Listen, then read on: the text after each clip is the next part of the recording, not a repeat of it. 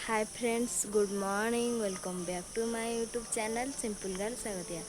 आज मु मॉर्निंग रू फ्रेश ही रेडी हो सारी। आज जेहेतु सुदशा व्रत अच्छी, चलतु जा देखिया माँ केमती कौन सुदशा व्रत पूजा कर।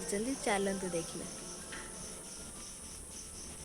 प्रथमे मुझे छुट्टी पकईदेली, पीढ़ा पर छुट्टी पकई जो स्थान पूजा हवा कथा से स्थान रखीदेली।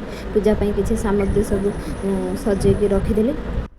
तापर मु चलली मंदिर दर्शन करने।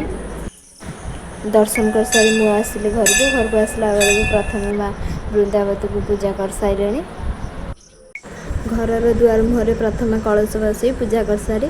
तापर माँ ठाकुर घर गले, ठाकुर घर पूजा कर सारापर सुदशा पूजा करी। चलतु जा देखा सुदशा पूजा केमती हुए। प्रथमे माँ कलश बसाई कलश को पूजा कले।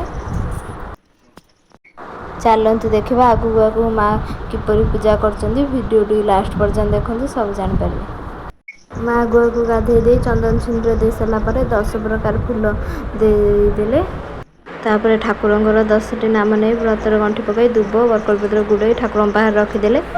तापर वंदापना कले। प्रथम कलश वंदापना कले। तापर माँ सुदशा को वंदापना कले। तापर माँ झुणा बंदेले। तापर 10 प्रकार सब फल भोग बागे देती। माँ प्रथम कलश को भोग देले। तापर माँ सुदशा को भोग देले।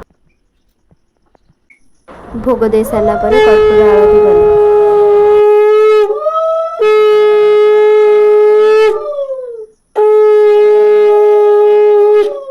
आरती कर सारा पर सुदशा व्रत बही पढ़िले। तापर मंडा तैयारी करी भोग देले। वीडियो भल लगता है लाइक करिए, शेयर करिए।